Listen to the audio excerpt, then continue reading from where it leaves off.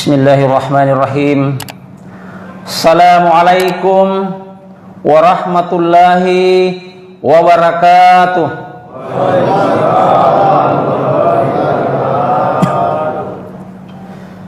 Bismillahi ma sya'allahu la yasuqul khair illallah.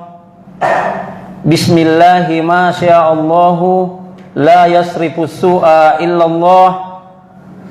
Bismillahi ma sya'allahu ma kana min ni'matin faminallah.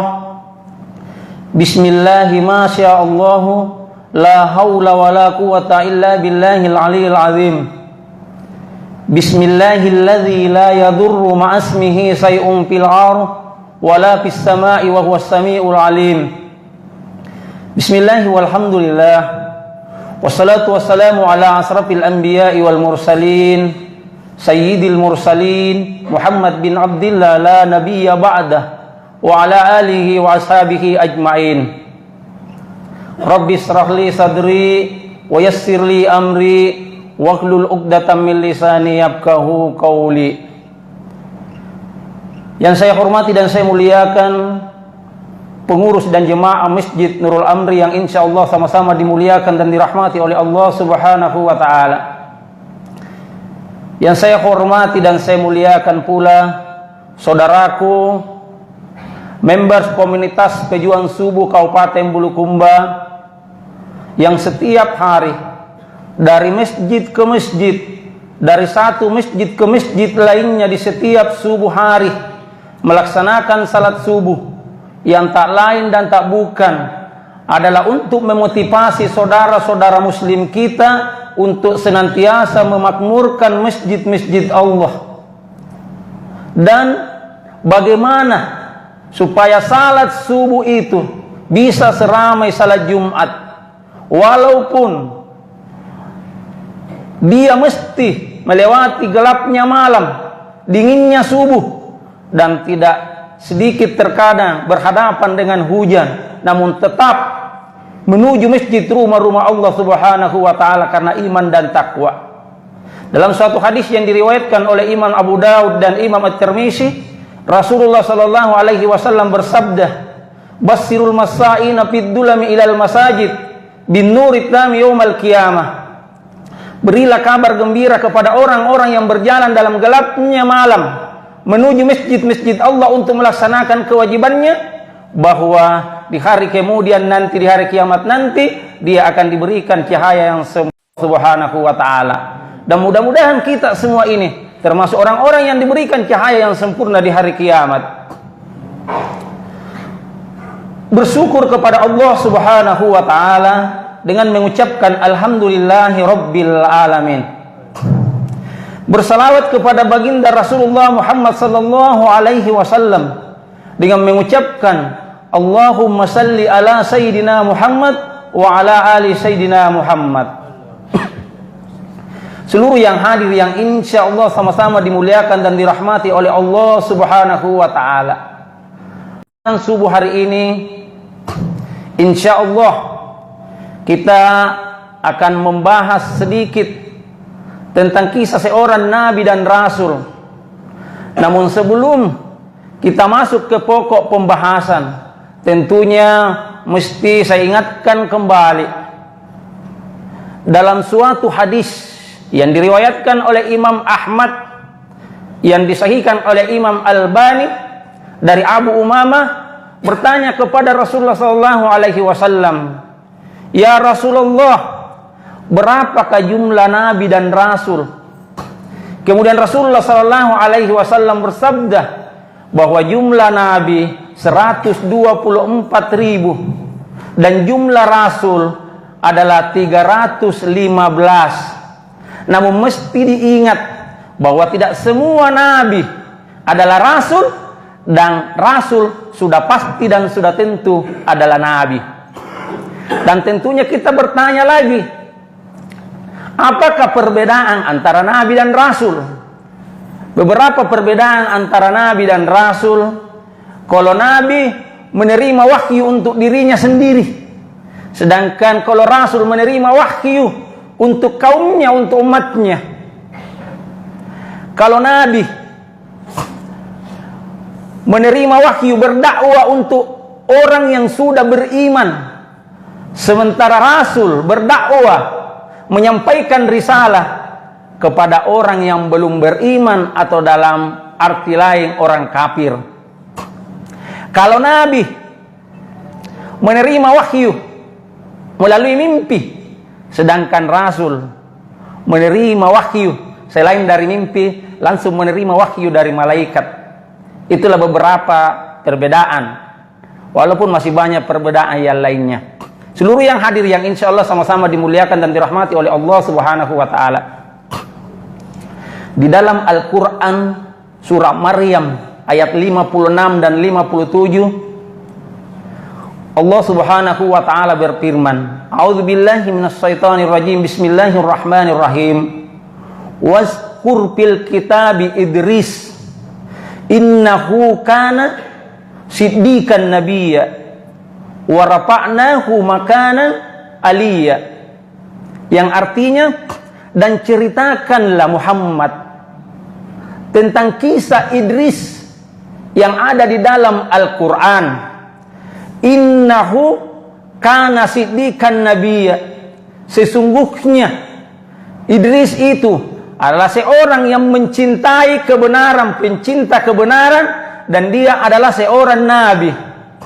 Wa rafa'nahu makanan aliyya, dan kami mengangkatnya ke derajat yang lebih tinggi. Dan inilah pada kesempatan subuh hari ini yang kita akan bahas, yaitu kisah Nabi Idris, seorang nabi yang pernah merasakan kematian kemudian dihidupkan kembali, seorang nabi yang pernah diantar oleh malaikat pergi melihat neraka, seorang nabi yang pernah diantar oleh malaikat pergi melihat surga. Nabi Idris alaihissalam adalah keturunan ke-6 dari Nabi Adam. Jadi Nabi Idris ini mempunyai bapak yang bernama Yar. Kemudian Yar mempunyai bapak yang bernama Mahlail. Mahlail punya bapak namanya Kinan. Kinan punya bapak yang bernama Anus. Anus punya bapak namanya Syed, dan Syed adalah anak dari Adam alaihissalam.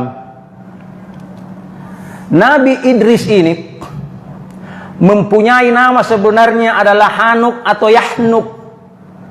Tentunya timbul pertanyaan, kenapa disebut Nabi Idris? Idris itu berasal dari kata darasa, artinya membaca. Karena itulah kelebihannya Nabi Idris, tidak pernah mau berhenti belajar dan belajar mengkaji tentang ilmu yang diberikan oleh Allah Subhanahu wa Ta'ala, sehingga disebutlah dengan Idris. Sampai dikatakan bahwa Idris adalah orang yang pertama mengajarkan kepada kita menulis dengan menggunakan alat tulis pena. Nabi Idris adalah orang yang pertama mengajarkan kepada kita tentang ilmu hitung matematika. Nabi Idris orang yang pertama mengajarkan kepada kita tentang ilmu falak, ilmu perbintangan.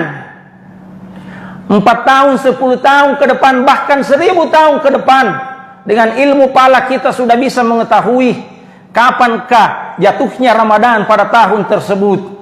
Itu Nabi Idris lah yang pertama memproklamirkan ilmu falak itu.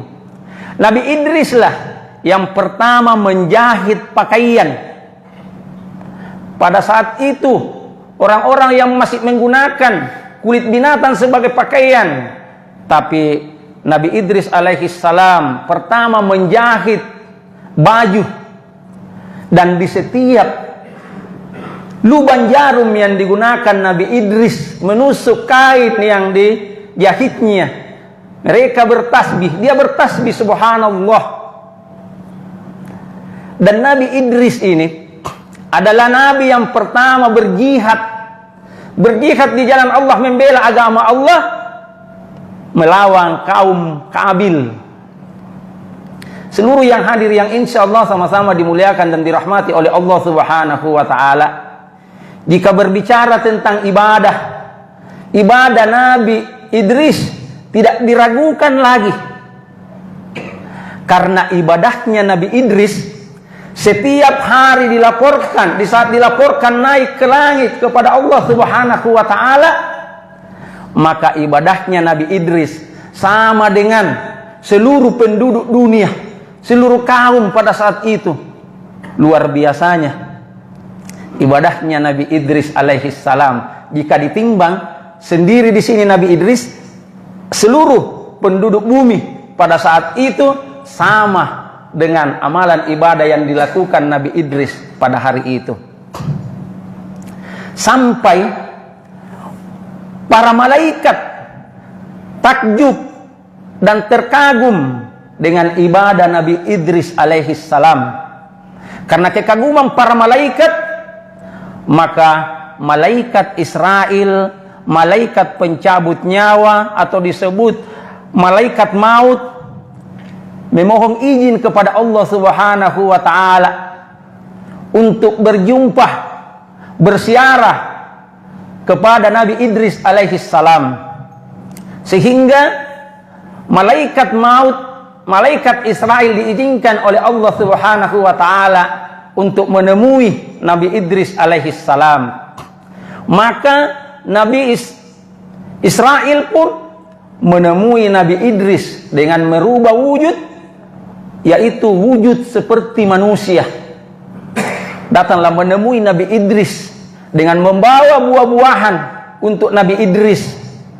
Hari pertama dia bersama dengan Nabi Idris, setiap Nabi Idris berbuka puasa, karena Nabi Idris dijelaskan bahwa Nabi Idris itu berpuasa sepanjang masa. Jadi setiap hari dia berpuasa. Tatkala buka puasa, dia menyodorkan makanan kepada malaikat Israel. Namun malaikat Israel menolak makanan tersebut. Dia tidak makan dan tidak minum.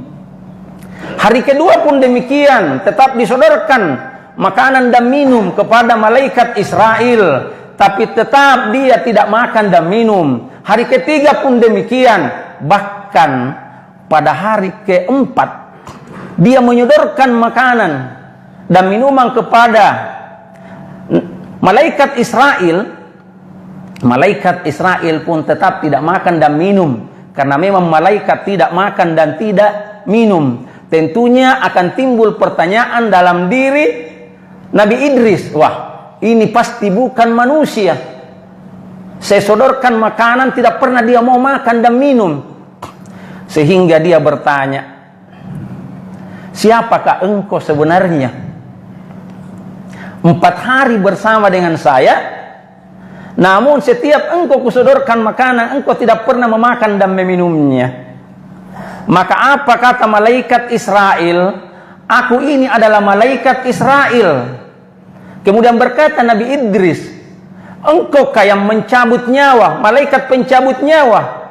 Tentunya malaikat Israel berkata, ya, akulah malaikat pencabut nyawa. Kemudian Nabi Idris bertanya, apakah dalam 4 hari ini engkau tidak pernah mencabut nyawa, mencabut ruh seseorang? Apa kata malaikat Israel atau malaikat pencabut nyawa? Aku tetap mencabut nyawa, karena nyawa dan ruh itu yang akan kucabut, laksana makanan yang ada di depanku, yang bisa aku jangkau semuanya. Maka seiring dengan perjalanan waktu bersahabatlah, bertemanlah malaikat maut dengan Nabi Idris. Setelah Nabi Idris mengetahui bahwa ini malaikat maut, bertanya Nabi Idris, wahai Israel, apakah kedatanganmu ini ingin mencabut nyawaku? Maka malaikat maut berkata kepada Nabi Idris, kedatanganku bukan untuk mencabut nyawamu, tapi untuk bersiarah kepadamu. Jadi malaikat Israel bukan untuk mencabut nyawa Nabi Idris, tapi untuk bersiarah kepada Nabi Idris karena takjub dengan amalan ibadahnya Nabi Idris alaihissalam. Suatu ketika Nabi Idris mengajak malaikat maut berjalan-jalan melihat keindahan alam. Maka mereka pun berjalan melihat keindahan alam. Namun tatkala tiba di suatu tempat,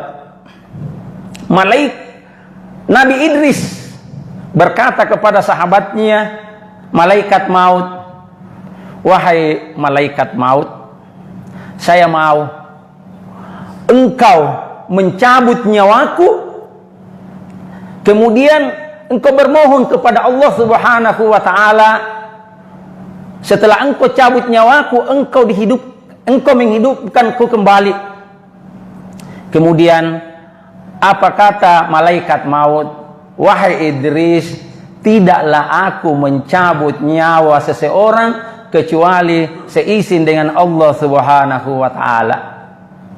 Aku tidak mencabut nyawa seseorang kalau tidak ada izin. Saya tidak mendapatkan izin dari Allah Subhanahu wa ta'ala.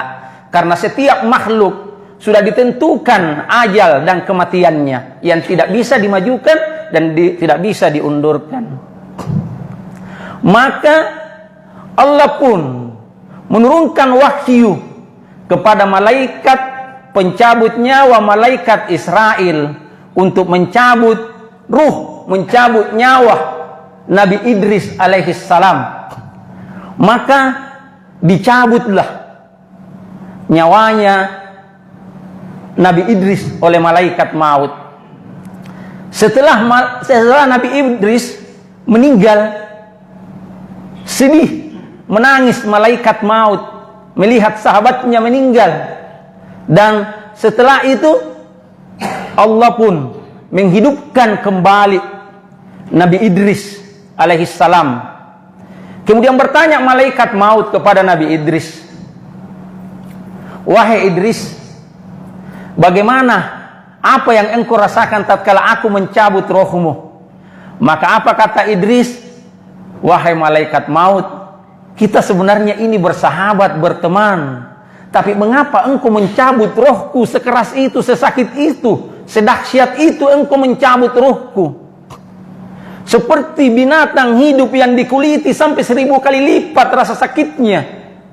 Maka apa kata malaikat maut pada saat itu? Wahai Idris, aku belum pernah mencabut nyawa seseorang seperti ringannya aku mencabut ruhmu, mencabut nyawamu. Dan itulah seringan-ringannya aku mencabut ruh.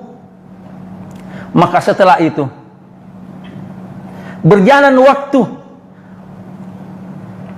Nabi Idris alaihissalam bermohon lagi kepada malaikat maut, wahai Israel,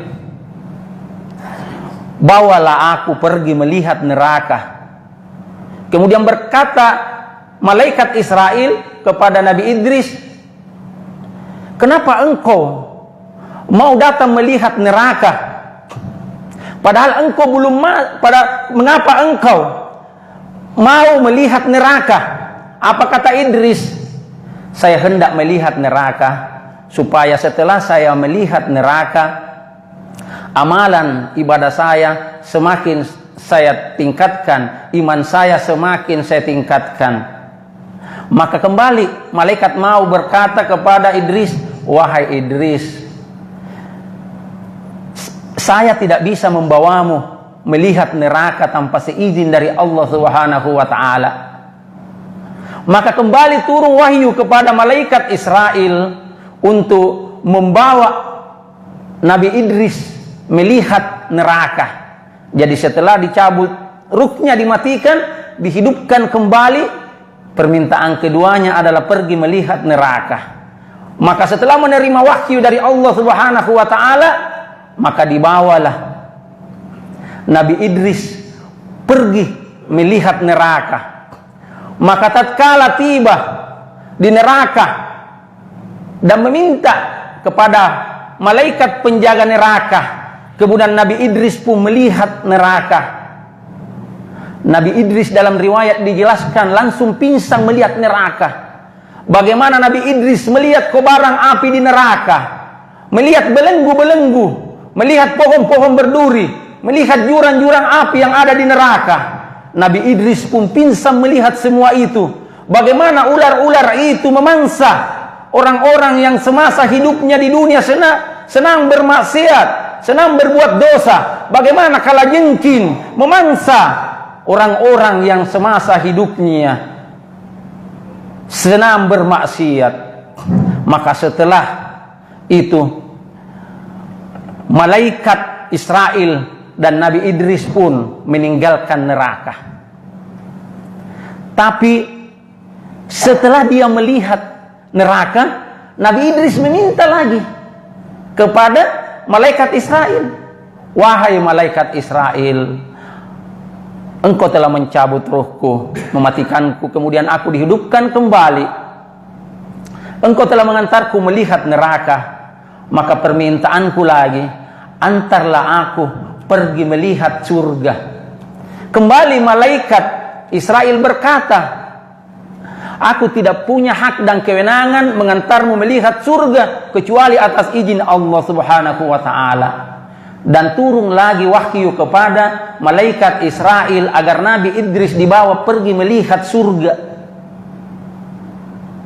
Maka dibawalah Nabi Idris oleh malaikat Israel pergi melihat surga. Maka tatkala tiba di depan surga dan meminta kepada malaikat penjaga surga untuk dibukakan pintu surga, maka Nabi Idris pun nyaris pingsan. Nyaris pingsan di sini karena dia sangat takjub melihat keindahan yang ada di surga. Surga di mana terdapat sungai-sungai yang airnya jernih sebening kaca, buah-buahan, pepohonan yang buahnya ranum, istana-istana, tempat-tempat yang terbuat dari emas dan perak. Dia lihat semua, bagaimana dia lihat keindahan di dalam surga. Sampai setelah melihat keindahan surga, berkata Nabi Idris kepada malaikat Israel, "Wahai Israel, engkau telah mencabut ruhku dan aku merasakan bagaimana sakitnya di saat engkau mencabut ruhku.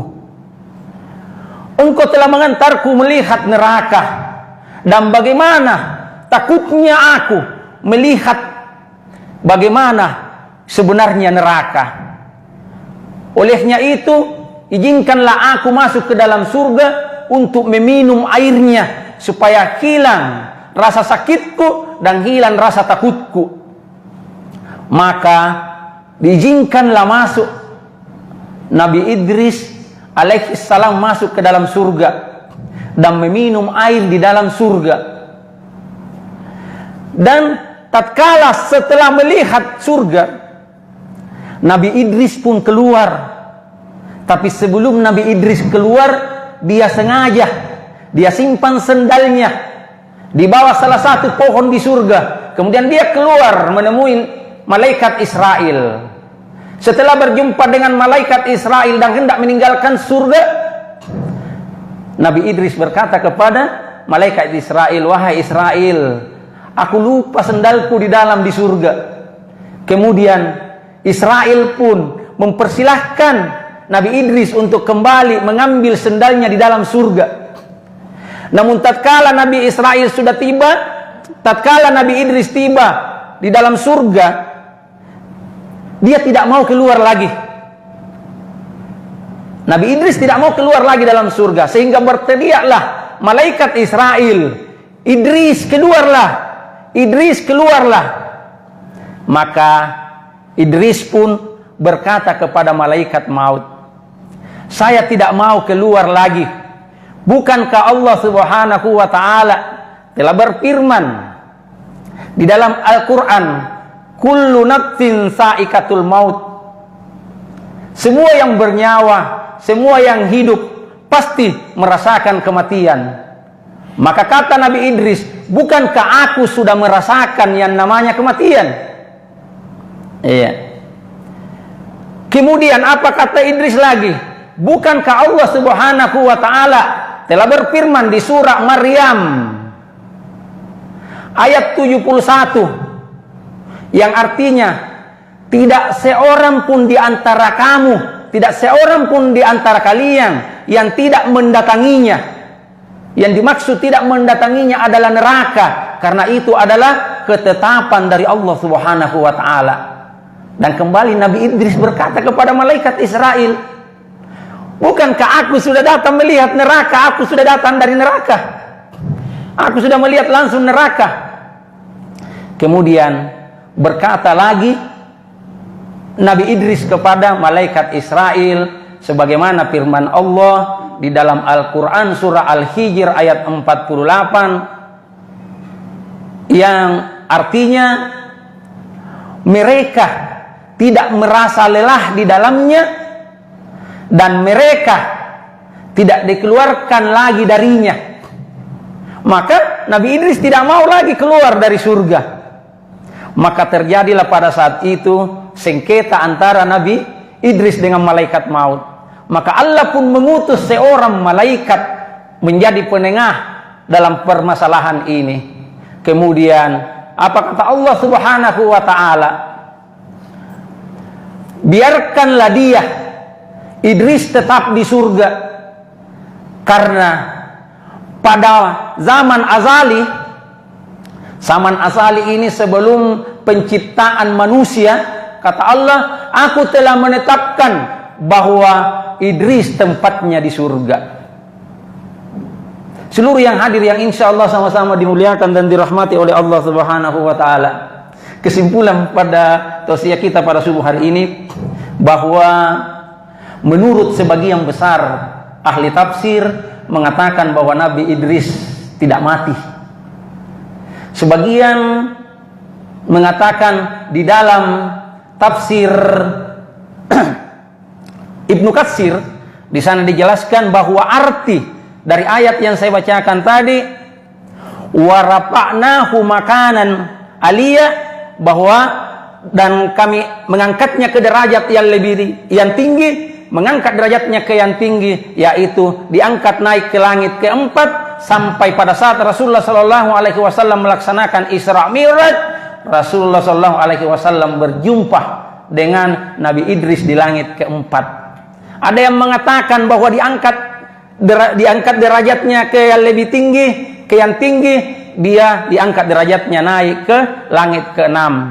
Bahkan ada di dalam Ibnu Katsir yang mengatakan bahwa arti dari ayat tersebut bahwa dia diangkat ke derajat yang tinggi, bahwa dia diangkat ke surga.